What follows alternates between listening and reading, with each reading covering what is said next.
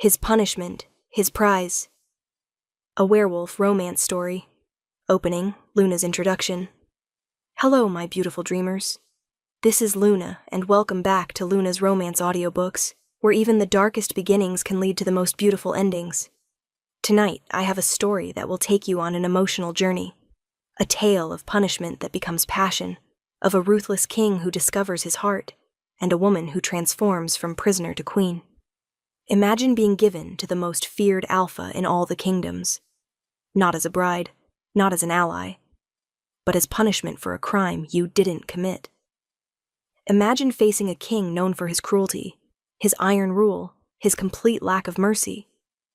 Now imagine him making you his everything. So settle in, my dreamers. This is a story of pain and healing, of darkness finding light, of two broken souls becoming whole. This is his punishment, his prize. Prologue. The sentence. The throne room was silent except for my shackled footsteps echoing against marble. I kept my eyes down, my wolf cowering inside me as I was dragged before the Council of Elders.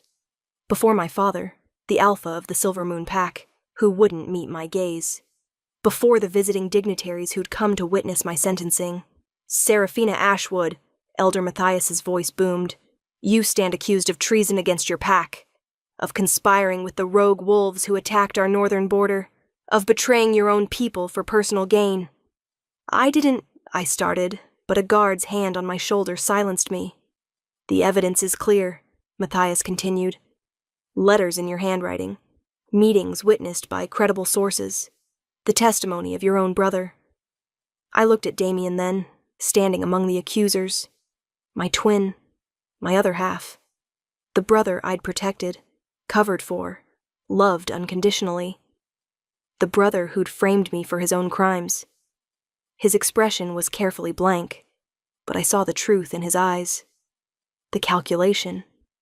The cold ambition that had always lurked beneath his charming exterior. He'd needed a scapegoat for his treasonous dealings with the rogues. And I, his too trusting sister, had been perfect. The sentence for treason is death, Matthias said, and my mother's sob echoed through the chamber. I waited for it, the silver bullet, the quick end. But then another voice spoke, deep, cold, utterly commanding. I have a better idea.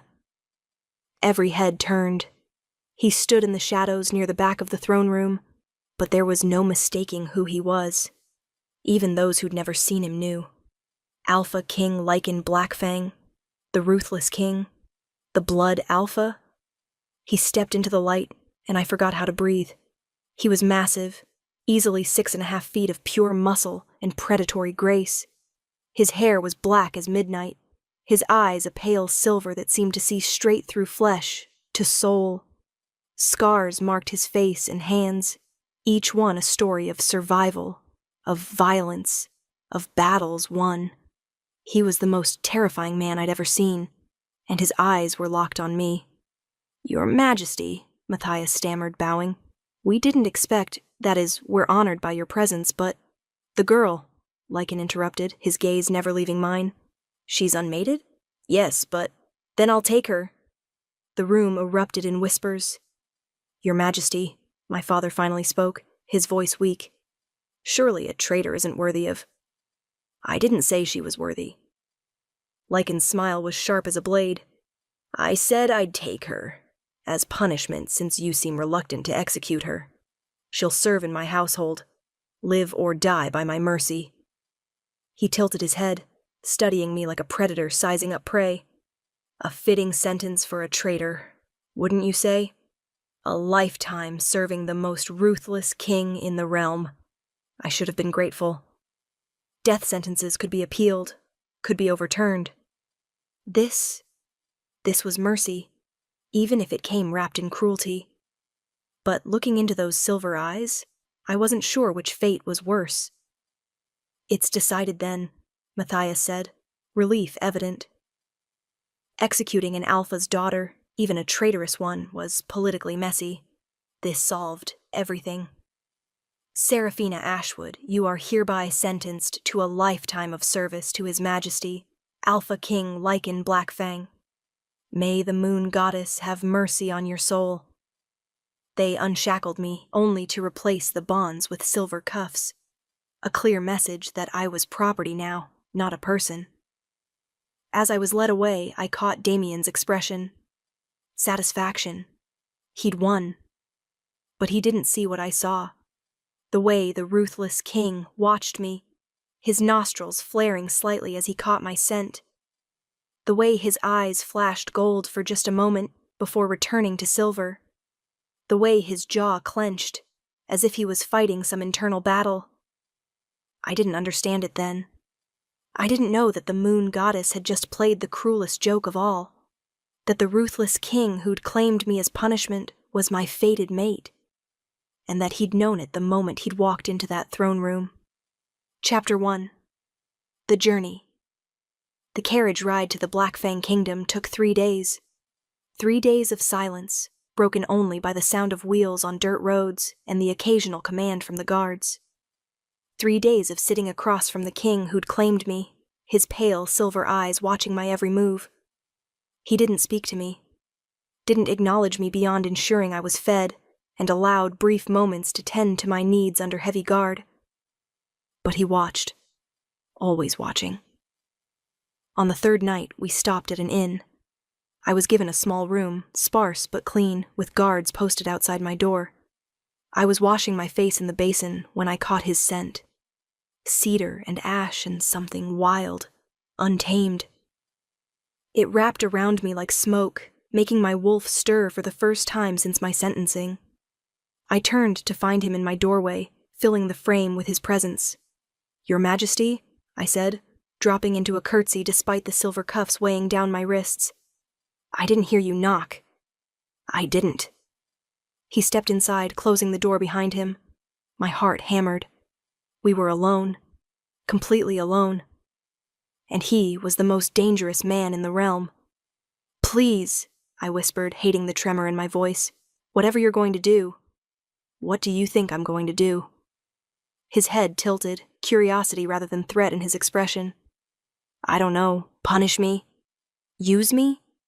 You claimed me from my pack. I'm yours to do with as you please."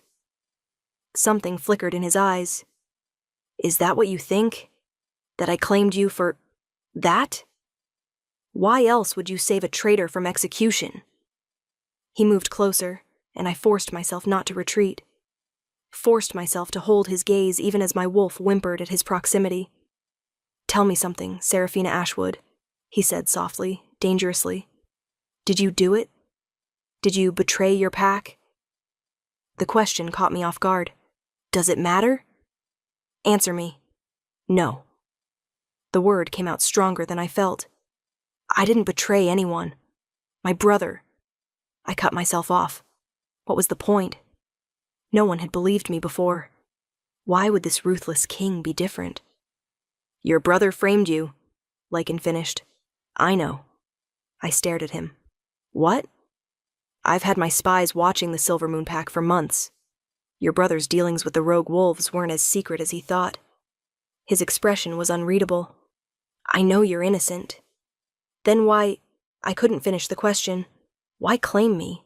Why take me from my home?" "Because the alternative was watching them execute an innocent woman." His hand reached out, his fingers ghosting over the silver cuffs on my wrists. Where his skin touched mine, heat sparked. "And because the moment I walked into that throne room and caught your scent, I knew." "Knew what?" His eyes met mine, and I saw it. The flash of gold, the wolf rising to the surface. "That you're mine." The word hung between us, loaded with meaning I was afraid to unpack. "I don't understand." "You're my mate, Seraphina." His voice was rough, like the admission cost him. "My fated mate. The one the moon goddess chose for me." I took an involuntary step back. "No, that's not. You're the ruthless king. You're cruel and violent and you're a convicted traitor," he interrupted, something like dark humor in his tone. "Seems the goddess has a twisted sense of humor." "This can't be real." "It is." He held out his hand. "But here's what you need to understand, little traitor. I didn't claim you to be my mate. I claimed you as punishment, as your sentence demanded. What we are to each other, that's irrelevant. Irrelevant? I don't do mates. I don't do love. I don't do any of the sentimental nonsense that weakens a king. His expression was ice. You'll serve in my household as planned. You'll obey my commands. You'll live or die by my mercy. The mate bond changes nothing. But even as he said it, I saw the lie in his eyes, felt it in the way his hand trembled slightly before he pulled it back. The mate bond changed everything, and we both knew it. Get some sleep, he ordered, turning toward the door. We reach the capital tomorrow. Your new life begins then. He was at the threshold when I found my voice. Why? I called out. If you don't want a mate, why save me at all? Why not let them execute me and be done with it? He paused, his back to me, tension in every line of his massive frame. Because the thought of you dying made my wolf want to tear apart everyone in that throne room. His voice was barely above a whisper. And I've learned not to ignore my wolf's instincts when they're that strong. Then he was gone, leaving me alone with the scent of cedar and ash and the terrifying realization that my life had just become infinitely more complicated. I was mated to the ruthless king. And he'd just made it clear that he'd rather die than claim me. This was going to be a nightmare. Chapter 2. The Blood Palace. The Black Fang Palace was aptly named. It rose from black stone, all sharp angles and imposing towers, perched on a cliff that overlooked a valley of perpetual mist. Everything about it screamed danger, power, dominance. Just like its king. I was taken to the servants' quarters, a vast network of rooms beneath the main palace where the staff lived and worked. My room was small but surprisingly comfortable, with a real bed and a window that looked out over the gardens. You'll start in the kitchens, the head housekeeper, a stern beta woman named Helga, informed me. 6 in the morning until 8 at night. You'll take your meals with the other servants. You'll speak when spoken to and stay out of His Majesty's way. Understand? Yes, ma'am. She studied me with sharp eyes. You're the traitor from Silvermoon. Not a question. News traveled fast. I started, then stopped. What was the point? Yes, I'm the traitor. His Majesty doesn't suffer fools or failures. Work hard, keep your head down, and you might survive. She turned to leave, then paused, and stay away from the king's chambers. He values his privacy above all else. I worked in the kitchens for 2 weeks without seeing Lycan once, but I felt him constantly through the bond I was trying desperately to ignore. Felt his presence in the palace like a lodestone pulling at my soul. Felt flashes of his emotions. Rage during what I assumed were council meetings. Satisfaction after what might have been training sessions. And sometimes, late at night, a bone-deep loneliness that made my heart ache. The other servants were kind enough, though wary. I was the traitor, after all. The criminal their king had claimed as punishment. Only one person seemed determined to befriend me. You're doing it wrong, a cheerful voice said behind me as I scrubbed pots on my 3rd week. I turned to find a young Omega woman with wild red curls and a mischievous smile. I'm sorry? The pots. You're scrubbing against the grain. Here. She took the brush from my hand, demonstrating. See? Much easier. Thank you. I'm Rowan, she grinned. Kitchen assistant, general troublemaker, and apparently the only person in this entire palace willing to talk to the infamous traitor. Despite everything, I smiled. Serafina? Though I suppose you already knew that. Everyone knows that. You're all anyone can talk about. She lowered her voice conspiratorially. The king's never brought anyone back from a sentencing before, and certainly never someone who smells like... She trailed off, her eyes widening. Like what? I asked. Like his mate. I nearly dropped the pot. How did you... Please, every wolf in this palace with a functioning nose can smell the bond between you two. It's like... She made a gesture. Like lightning in a bottle, crackling and dangerous and impossible to ignore. He doesn't want me, I said quietly. He made that very clear. What the king wants and what he needs are two very different things. Rowan leaned against the counter, but I'll warn you, don't expect him to make it easy. Lycan Blackfang became ruthless for a reason, and that reason is buried so deep, I don't think anyone knows the whole story anymore. What do you mean? She glanced around, making sure no one was listening. He wasn't always like this. Cold, brutal. Apparently, years ago he was different. Some say he even smiled occasionally. Her expression sobered. But something happened. Something bad enough that he locked his heart away and became the king everyone fears. What happened? No one knows for sure. But whatever it was, it broke something in him. Rowan squeezed my hand. So if you're hoping your mate bond will soften him, don't. That man doesn't do soft. He doesn't do vulnerable. He does power and control and nothing else. I should have heeded her warning. But that night, when I felt a pull through the bond so strong it physically hurt, I found myself following it like a moth to flame, through the servants' passages, up the stairs I wasn't supposed to climb, into the wing where the king's chambers resided. I found him on a balcony, staring out at the mist-shrouded valley below. He must have heard me approach. His senses were too sharp to miss it, but he didn't turn around. "You shouldn't be here," he said, his voice carrying on the night wind. "I know. I could have you punished for entering the royal wing. I know that too." Finally, he turned. In the moonlight, he looked different. Younger, somehow. And so tired, it made my chest ache. "Why are you here, Serafina?" I struggled for words. "The bond. You were hurting." His expression shuddered immediately. "I don't hurt. I don't feel. And you certainly shouldn't be feeling anything through a bond I haven't acknowledged." "Too late. I do feel it. I feel you." I stepped closer, drawn by forces I couldn't name. You can deny it all you want, but it's there. Between us. Real and alive and unwanted. The word was brutal. Final. I don't want a mate, Serafina. I don't want the weakness that comes with caring for someone. I don't want the vulnerability.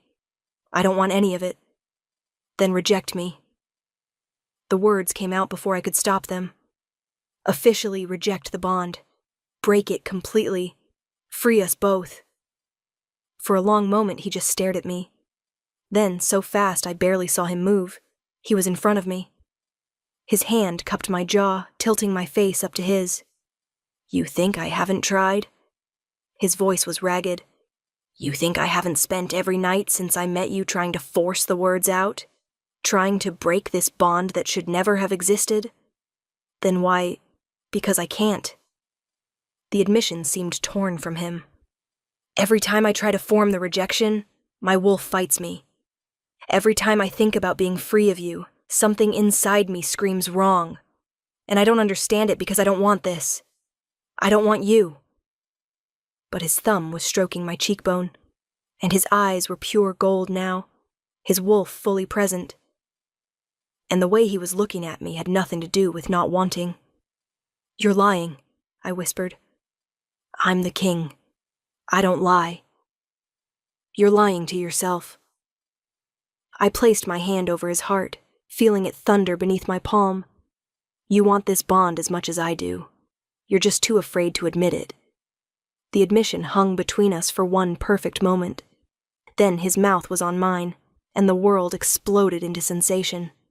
The kiss was brutal, claiming absolutely devastating. He kissed me like he was starving and I was his first meal in years. Like he was drowning and I was air. I kissed him back with equal desperation, my hands fisting in his shirt, pulling him closer even though there was no space left between us. When we finally broke apart, both gasping, his eyes were wild. "This changes nothing," he said, but his voice shook. "Liar. I'm still your king. You're still my prisoner. The bond still doesn't matter. Keep telling yourself that. His hand tightened on my jaw. Go back to your quarters, Serafina. Before I do something we'll both regret. What if I want you to? For a moment, just a moment, I saw raw need flash across his face. Saw him waver.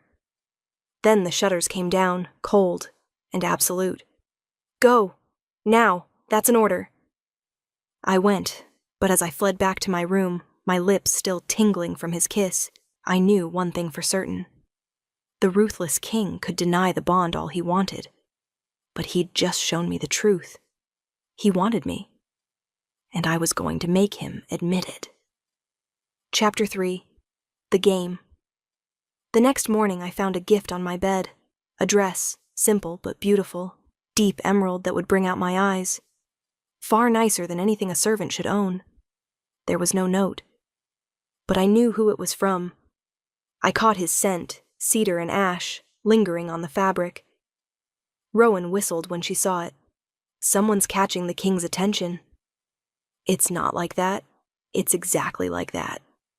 She grinned. Wear it tonight. There's a feast for the visiting alphas. Servants are required to attend in formal dress. The feast was magnificent. Long tables laden with food, the great hall filled with visiting nobility from across the realm.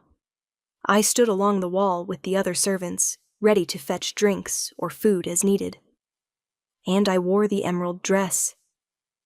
Lycan sat at the head table, looking every inch the ruthless king in black formal attire.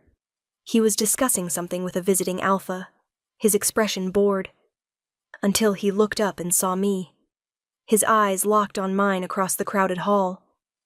I watched his pupils dilate, watched his jaw clench, watched his hand tighten on his goblet until I thought it might shatter. He didn't look away. Neither did I. The visiting alpha, a pompous man named Aldridge, noticed the direction of Lycan's stare. "Ah," he said loudly enough for half the hall to hear. "The infamous traitor! Tell me, Black Fang, what do you plan to do with her? Surely keeping her as a servant is too merciful for treason."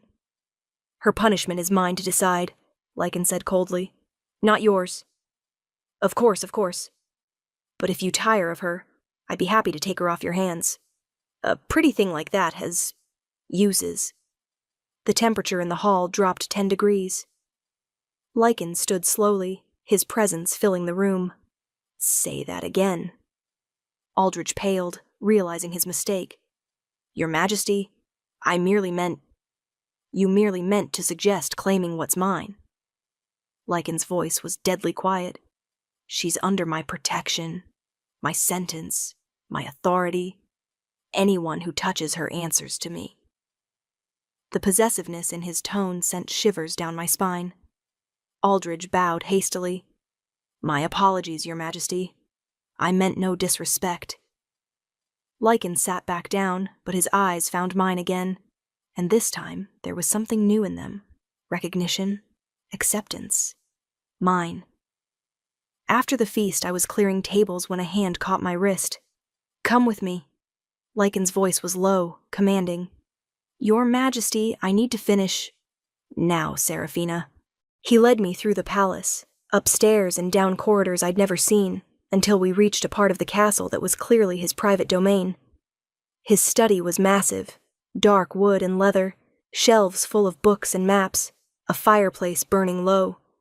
He closed the door behind us, then turned to face me. "That dress," he said. "You sent it." "I did." He moved closer, each step deliberate. "Do you know why?" "To torture yourself?" A ghost of a smile. "Perhaps. Or perhaps because seeing you in servant's rags was driving my wolf insane. He wants his mate honored, not scrubbing pots in the kitchen. And what do you want? That's the question, isn't it?" He stopped inches away, so close I could feel the heat radiating from him. "What I want contradicts everything I've built. Everything I am." "Who says you can't have both?" "Because being ruthless kept me alive. Being cold kept me safe. Caring about someone." He cut himself off. "That's how you get destroyed." "Is that what happened to you?" Someone destroyed you? His expression shuddered. That's not your concern. It is if we're mates. We're not. But even as he said it, his hand reached out, tucking a strand of hair behind my ear. We can't be. Why not? Because ruthless kings don't have mates. They have political alliances. They have strategic marriages. They have heirs conceived out of duty, not love. His thumb traced my jaw.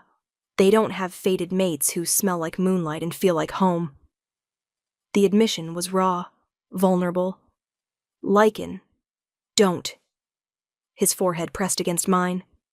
Don't make this harder than it already is. What if I want to make it harder? What if I want to fight for this bond? Then you're a fool. But his arms wrapped around me, pulling me against his chest. A brave, reckless fool who's going to get her heart broken. Better a broken heart than no heart at all. He pulled back to look at me, something like wonder in his silver eyes. How are you not afraid of me? Every wolf in this kingdom fears the ruthless king. But you challenge me, push back, refuse to submit. Maybe because I see past the ruthless king. My hand rested over his heart. I see a man who's been hurt so badly he's afraid to ever feel again.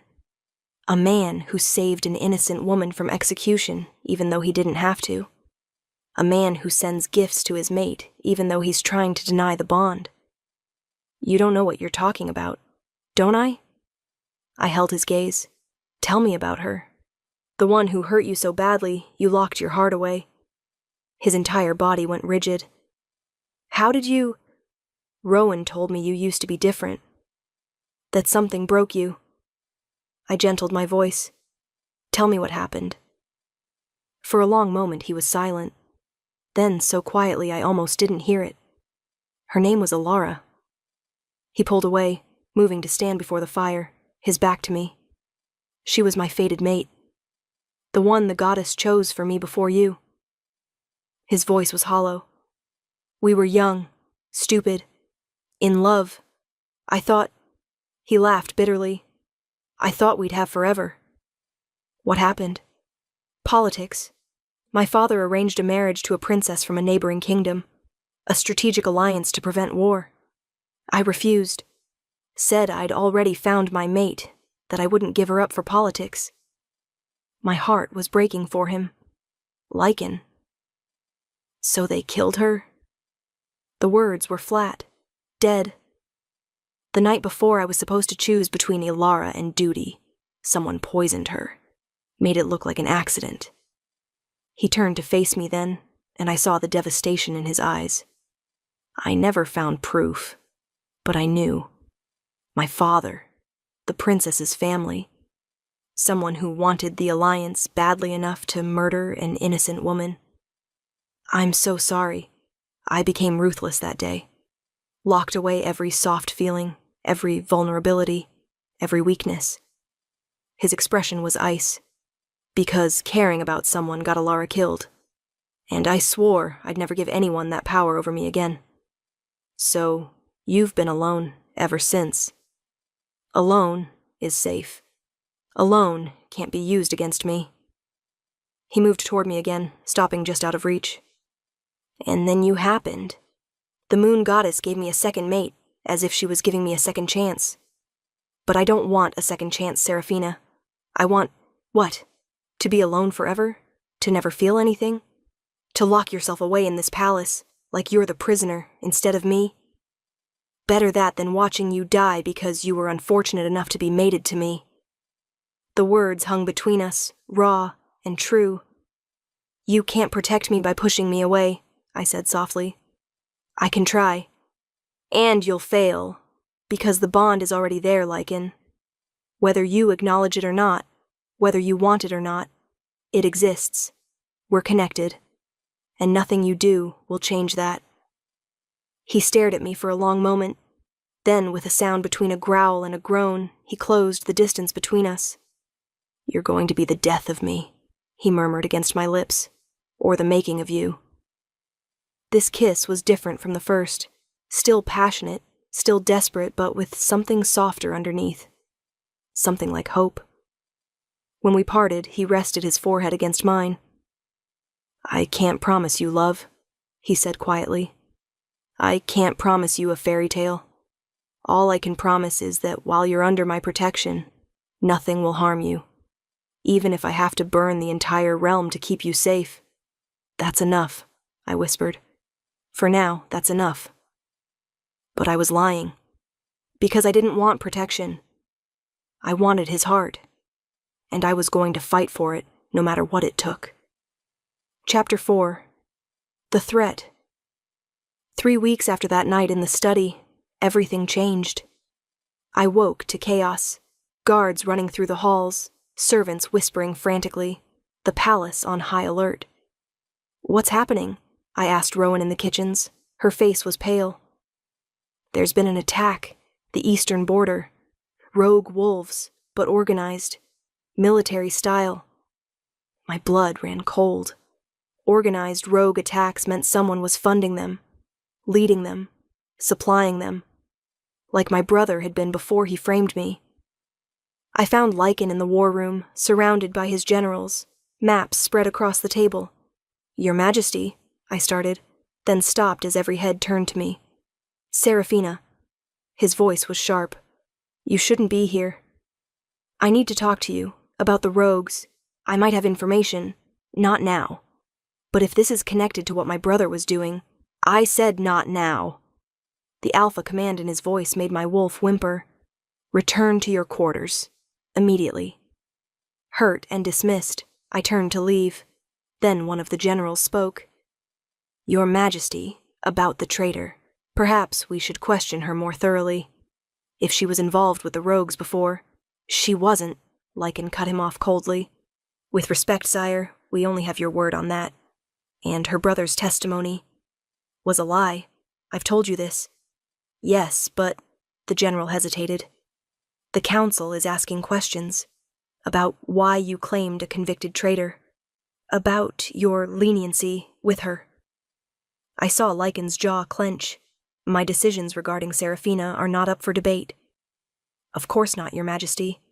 But perhaps, for appearances, she should be confined, questioned, just to assure the council that she poses no threat." For a moment, Lycan was silent. Then, "Fine. Confine her to her quarters under guard. No visitors except by my express permission." The words felt like a physical blow. "Lycan," I breathed. His eyes met mine, and I saw the apology there, the regret, but also the ruthless king who would sacrifice anything, even me, for his kingdom's safety. "Take her," he ordered. Guards escorted me back to my room, posting themselves outside. I was a prisoner again, but this time the bars were his own making. I felt his turmoil through the bond, felt his guilt, his anger at having to make this choice. But he'd made it anyway. I spent 2 days in that room, feeling the bond stretch thin with distance as Lycan stayed in the war room, planning his response to the rogue attacks. On the 3rd day, Rowan managed to slip past the guards. "I have news," she whispered. "Bad news." "What?" "Your brother. He's here." My world tilted. "What?" "Damien Ashwood arrived this morning with a delegation from Silvermoon. Apparently he's offering to help against the rogues." Her expression was grim. "He's claiming he has inside information about their movements." Of course he did, because he was probably still working with them. "I need to see Lycan. That's the problem. Your brother's been in meetings with the king all morning. And Seraphina," she hesitated. "I don't think His Majesty knows about your brother's involvement. Not really, not like you do." "Then I need to tell him." "The guards won't let you leave." "I don't care. I have to try." But when I reached the door, the guards blocked my way. "King's orders," one said. "You're confined until further notice. This is an emergency. No exceptions." I felt Lycan through the bond, felt his presence somewhere in the palace, tantalizingly close but unreachable. And I felt something else. A wrongness, a danger approaching. That night I dreamed. Alara stood before me, beautiful and ethereal, her throat torn out. "He'll never survive losing another mate," she whispered. "Protect him, even if he won't protect himself." I woke with a start, my heart racing. Something was wrong. The bond was screaming warnings, my wolf clawing to get out. Then I smelled it. Smoke. The palace was on fire. I ran to the door, pounding on it. "Fire! We need to evacuate!" The guards opened the door, their expressions panicked. "Get to the courtyard." But I was already running the other way. Toward the king's chambers, toward Lycan. The smoke was thick, the heat intense. I wrapped my dress over my nose and mouth, following the bond like a lifeline. I found him in his study, unconscious, blood trickling from a wound on his temple. And standing over him, silver dagger raised, was my brother. "Hello, sister," Damien said with that charming smile I'd once loved. "Fancy meeting you here." "What did you do?" "What I should have done months ago. The rogue attacks were just a distraction. A way to get close to the ruthless king." He gestured to Lycan's prone form. "He's been drugged. Won't wake for hours. Long enough for the fire to kill him and everyone in this wing." "Why?" "Because Black Fang discovered too much about my operations. Because he was planning to expose me to the council." Damien's smile faded. "And because killing him while you're here? That frames you perfectly. The vengeful traitor who murdered her captor. No one will question it. You're insane." "I'm ambitious. There's a difference." He raised the dagger. "Goodbye, sister. Try not to haunt me too much." He lunged. I dove, not away from him, but toward Lycan. The dagger meant for the king's heart pierced my shoulder instead. The pain was blinding, but I didn't care. I threw myself over Lycan's unconscious body, shielding him with mine. "You idiot!" Damien snarled, raising the dagger again. "You're choosing him? After everything? He doesn't even want you." "He's my mate," I gasped. "I'd die 1,000 times before I let you touch him." The dagger descended, and then Lycan's hand shot up, catching Damien's wrist with crushing force. His eyes opened, pure, molten gold, and the growl that came from his throat was primal. "No one," he said softly, deadly, "touches my mate." What happened next was brutal and swift. Lycan moved like death itself, every motion precise, efficient, lethal. Damien never stood a chance. When it was over, my brother lay unconscious, bound in silver chains, and Lycan was cradling me against his chest, his hand pressed to my bleeding shoulder. "You foolish woman," he said, his voice breaking. "You could have died. So could you. I'm not worth your life. You're worth everything." I touched his face, feeling wetness on my fingers. He was crying. The ruthless king was crying. "You're my mate, Lycan. My everything. And I'm done pretending otherwise." He kissed me then, desperate and claiming, tasting of smoke and salt and salvation. "Mine," he whispered against my lips. "You're mine, Seraphina. My mate. My heart. My everything." "Yours," I agreed. "Always yours." The palace guards burst in, extinguishing the last of the flames, securing the unconscious Damien. But I barely noticed. Because the ruthless king was holding me like I was precious. Like I was his whole world. Like he'd finally stopped running from what we were. "I love you," he said, the words rough but true. "I've loved you since the moment I saw you, and I'm sorry. I'm so sorry I made you doubt it." "I love you too," I whispered, "even when you're being an idiot." His laugh was watery but genuine. "My fierce, brave mate." "Your punishment," I corrected softly. "No." He kissed my forehead, my cheeks, my lips. "My prize. The greatest prize the goddess ever gave me." And as he carried me to safety, the bond between us blazing gold and perfect, I knew that my story had come full circle. I'd been given to a ruthless king as punishment, and he'd made me his everything. Chapter 5. The Trial. The trial of Damian Ashwood was swift and public. Evidence of his treason, real evidence this time, was overwhelming. His dealings with the rogues, his plot to assassinate the king, his attempt to frame me. Lycan sat on his throne, every inch the ruthless king, as my brother was sentenced. Damian Ashwood, Lycan's voice echoed through the throne room. You are found guilty of treason, conspiracy to commit murder, and the framing of an innocent woman. The sentence is death. My brother didn't beg, didn't plead, just stared at me with something like regret in his eyes. I'm sorry, Sarah, he said quietly. For what it's worth, I am sorry. I didn't respond. Couldn't. The betrayal ran too deep. After the sentencing, Lycan found me in the gardens, staring at nothing. Your brother will be executed tomorrow, he said softly, sitting beside me on the bench. I know. If you want to say goodbye, I don't. I turned to face him. He made his choices. He has to live and die with them. Lycan's hand found mine, our fingers interlacing. I received word from Silver Moon. Your father is requesting your return. Your name has been cleared. You can go home. My heart stuttered. Home? If that's what you want. His voice was careful, neutral, but I felt his emotions through the bond. Fear, hope, desperate longing. You're free, Seraphina. Your punishment is over. You can leave. And if I don't want to leave? His eyes met mine, silver and vulnerable. Then I'm asking, begging, you to stay. Not as a prisoner. Not as punishment. He brought my hand to his lips. As my mate. My Luna Queen. My wife. Lycan, I know I don't deserve you.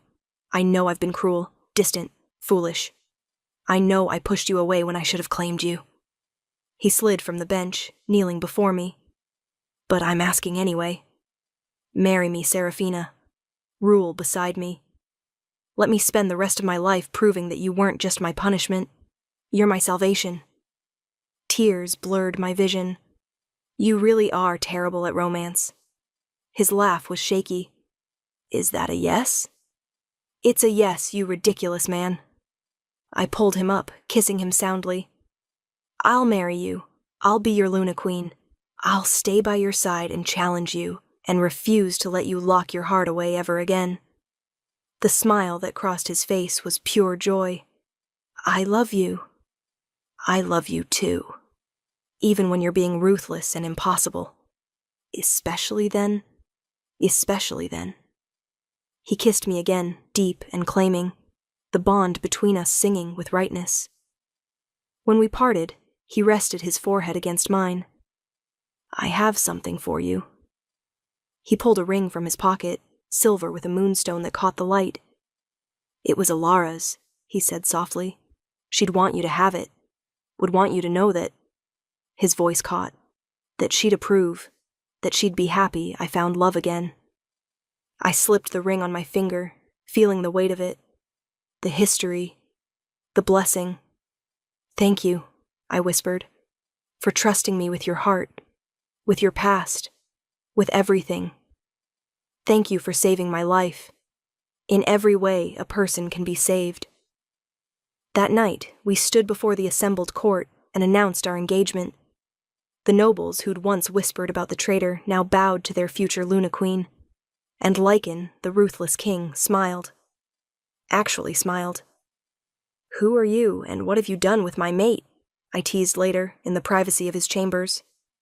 Our chambers, he corrected, pulling me close. And I'm still ruthless, just selectively. Selectively ruthless to my enemies.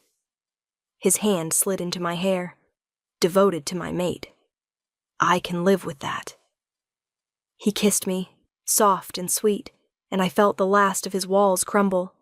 The ruthless king had finally let himself love, and I was the lucky woman who got to love him back. Chapter 6. The Coronation. The wedding was magnificent. All the kingdoms sent representatives, nobility from across the realm gathering to witness the ruthless king marry his controversial mate.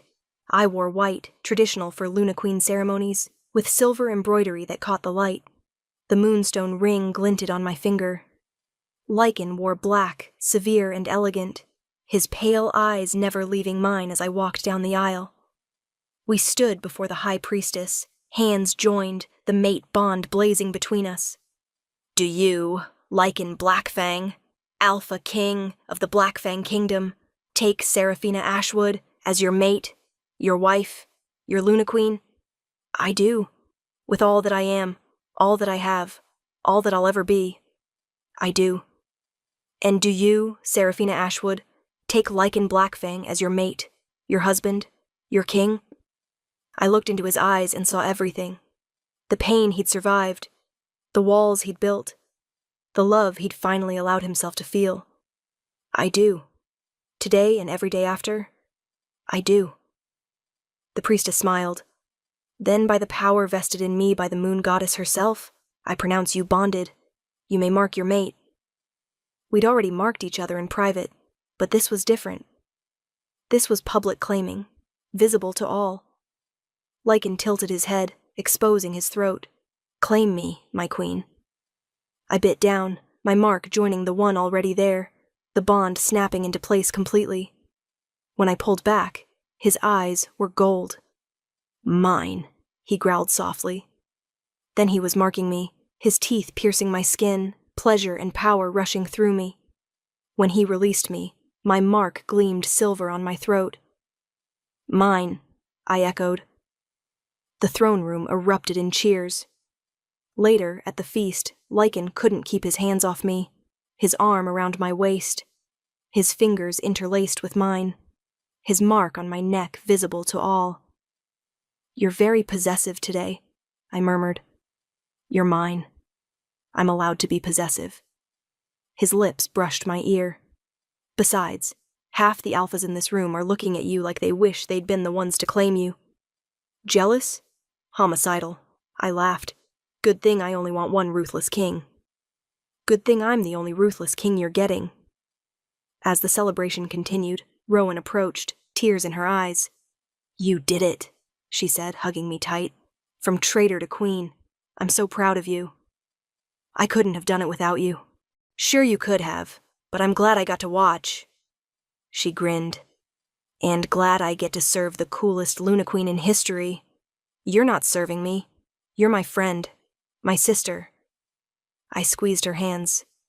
And I'm making you my lady-in-waiting. Official title. Official chambers. The works. Her eyes widened. Seraphina. That's an order. From your queen. She laughed through her tears. Yes, your majesty. As night fell, Lycan led me to the balcony where we'd first kissed. Happy? He asked, pulling me against his chest. Deliriously. Good. He was quiet for a moment. I never thought I'd have this. A mate. A partner. Someone who sees past the ruthless king to the man underneath. The man underneath is pretty amazing. The man underneath is yours. Completely. Irrevocably. His hand rested over my heart. You saved me, Seraphina, in every way possible. We saved each other. Perhaps we did. We stood there in the moonlight, the bond between us perfect and true, and I thought about the journey we'd taken, from prisoner and captor, to mates, to husband and wife, to king and queen. I love you, I said softly. I love you, he replied. My punishment, my prize, my everything. And beneath the watching moon, the ruthless king kissed his queen, and for the first time in years, he was truly, completely happy. Epilogue, 1 year later. Again! The little voice was imperious, demanding. I laughed, bouncing our daughter on my knee. Princess Alara, you're going to wear your poor mother out. Again, she insisted, her pale silver eyes, so like her father's, sparkling with mischief. Lycan entered the nursery, smiling at the scene. In the year since our wedding, I'd discovered that the ruthless king had a weakness. His daughter. Is she terrorizing you again? He asked, scooping Alara into his arms. Always, I said fondly. Our daughter had been born 6 months ago, a miracle child named for the mate Lycan had lost but never forgotten. She had her father's eyes and my dark hair, and she'd wrapped the ruthless king around her tiny finger from the moment she'd drawn breath. "Papa?" Alara grabbed his face. "Story. Bedtime story? Already? Story now!" He glanced at me, helpless. I just grinned. "You created this monster. You deal with her." As Lycan settled into the rocking chair with our daughter, beginning the tale of the brave wolf who became king, I watched them with a full heart. This was my life now, my family, my kingdom. A messenger appeared at the door. "Your Majesties, the Silver Moon delegation has arrived. Thank you, we'll receive them shortly." My father was visiting, the first time I'd seen him since my sentencing. He'd apologized, profusely and tearfully, for not believing me, for letting Damien manipulate him. I'd forgiven him, not immediately, and not easily. But I'd forgiven him, because holding on to anger poisoned the soul, and I had too much happiness now to let bitterness taint it. "Ready?" Lycan asked later, as we prepared for the formal dinner. "Ready?" I straightened his collar, though I reserve the right to be petty if he says anything stupid. "My fierce queen," he kissed me softly. "I love you. I love you too, even when you're being ruthless. Especially then. Especially then." The dinner went well. My father met his granddaughter and cried.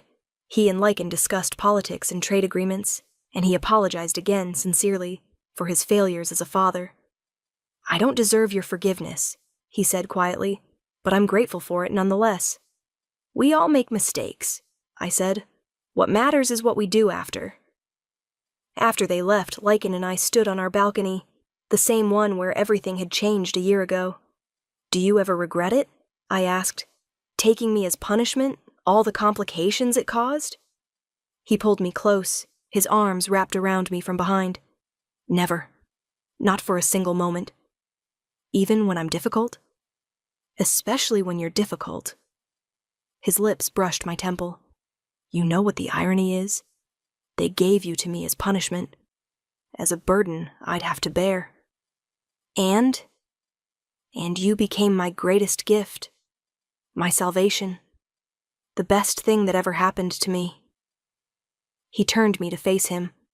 I was given a punishment and found a treasure, given a prisoner and found a queen, given a mate I didn't want and discovered the love I needed. Tears filled my eyes. "You're getting soft in your old age, Your Majesty." "Only for you, my queen. Only for you." He kissed me then, soft and sweet and full of promise. And as the moon rose over the Blackfang Kingdom, illuminating the palace and the realm beyond, I thought about the journey we'd taken. I'd been given to a ruthless Alpha King as punishment, and he'd made me his everything. His mate, his queen, his heart, the traitor and the ruthless king. Our story wasn't supposed to have a happy ending, but the moon goddess, it seemed, had other plans, and I was grateful for every single moment of it. Luna's closing, and there you have it, my beautiful dreamers. The story of Seraphina and Lycan, a punishment that became the greatest love story of all. Did this story touch your soul? Did you feel the transformation from prisoner to queen? Then show me some love. Hit that like button, drop a comment telling me which moment made your heart race, and subscribe to Luna's romance audiobooks so you never miss another tale of true love. I want to know, could you forgive someone who sentenced you unfairly? Could you love someone who pushed you away to protect you? Tell me in the comments. And for those of you hungry for more passion, more drama, more impossible love, our next story is going to set your hearts on fire. It's called The Rogue King's Captive, and it follows a she-wolf captured by the exiled Alpha who once ruled her kingdom. He's dangerous, damaged, and determined to reclaim his throne. She's the daughter of the man who stole it. And the mate bond between them might be the only thing that can heal their broken world, or destroy it completely. Until next time, my dreamers, may your punishments become blessings, your captors become lovers, and your impossible love stories always find their happy ending. This is Luna, signing off. Sweet dreams, beautiful souls.